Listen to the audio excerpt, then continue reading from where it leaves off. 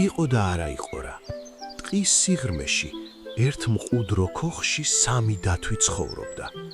უზარმაზარი მამა დათვი, საშუალო ტანის დედა დათვი და სულ პატარა დათუნია. ყოველ დილით დედა დათვი საუზმისთვის დიდ ქვაბში უგემრიელეს ფაფას ამზადებდა ხოლმე. ერთ დილას ფაფა იმდენად ცხელი იყო, რომ მისი ჭამა შეუძლებელი იყო.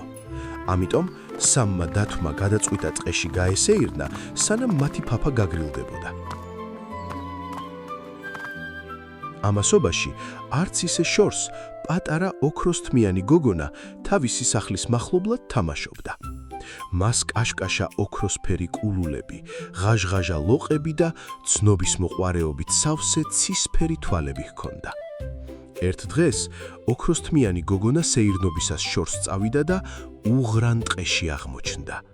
ხეებს შორის მან რაღაც საოცარი დაინახა.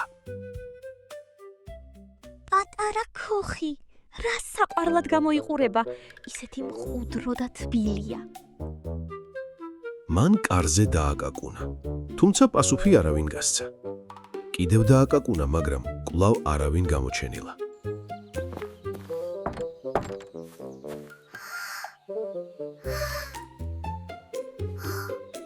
ცოტა ხანში კარი თავისით გაიღო.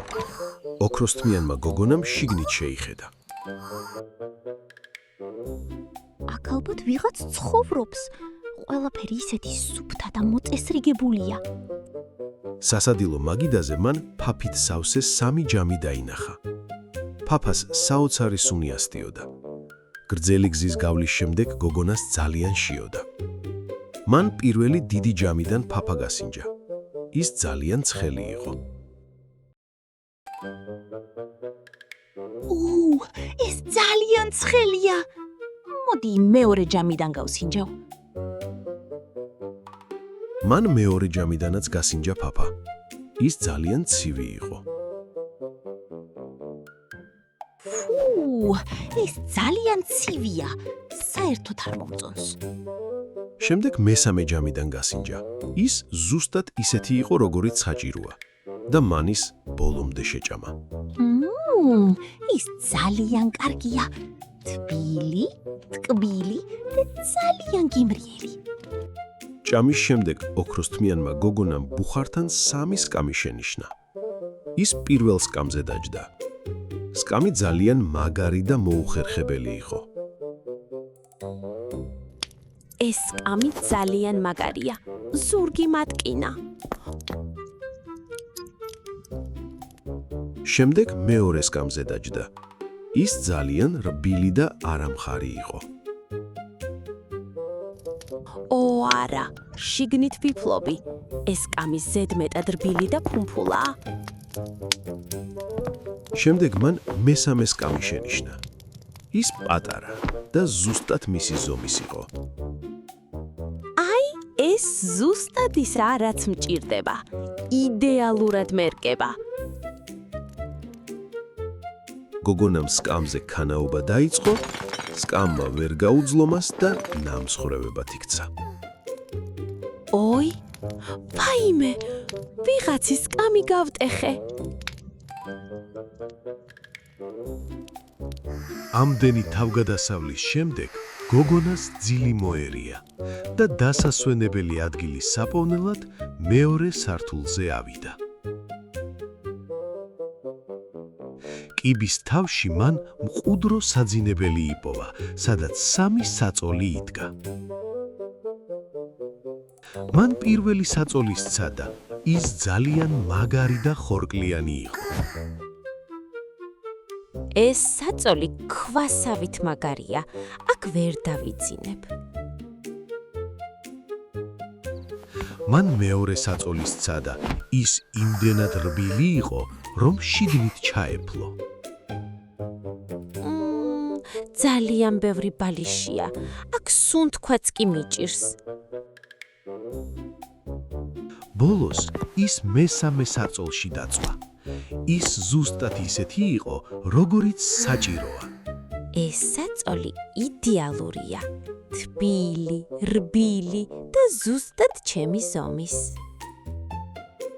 და სულ მალე მას ტკბილად ჩაეძინა. ამასობაში ტყეში სამმა დათვმა სეირნობა დაასრულა და სახლისკენ გაემართა. სახლში მისვლას ვეღარ ვითმენ. სეირნობისას ძალიან მომშივდა. მეც. ჩემი papa ახლა უკვე იდეალურ ტემპერატურაზე იქნება. იმედია ჩემი პატარა ჯამიც მზადაა. papa ძალიან მიყვარს.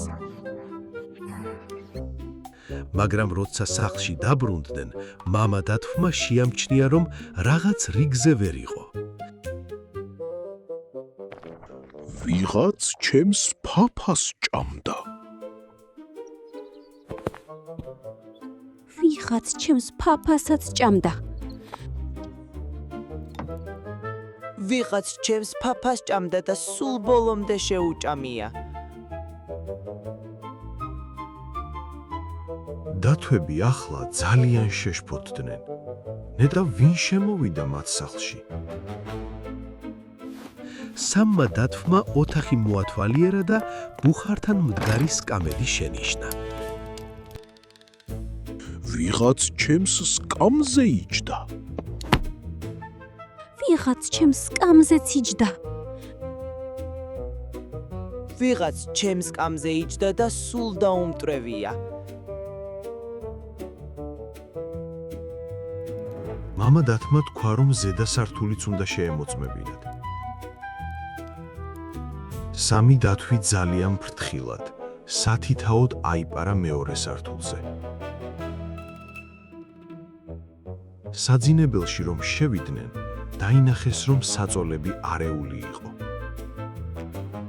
ვიღაც ჩემს საწოლში იწვა. ვიღაც ჩემს საწოლშიც იწვა. ვიღაც ჩემს საწოლში იწვა და ისევ აქ არის. პატარა დათუნიას ხმაზე ოქროსთმიანი გოგონა შეკრთა და გამოეღვიძა. მან აიხედა და დაინახა სამი დათვი, რომლებიც პირდაპირ მას მისჩერებოდნენ. გოგონა მიკიულა. სამმა დათვმა უკან დაიხია, ისინიც მისსავით გაკვირვებულები იყვნენ.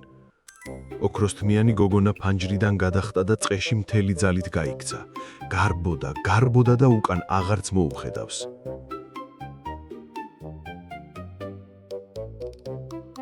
სამი დათვი ფანჯრიდან უყურებდა, როგორ გაუჩინარდა პატარა გოგონა ხეებში.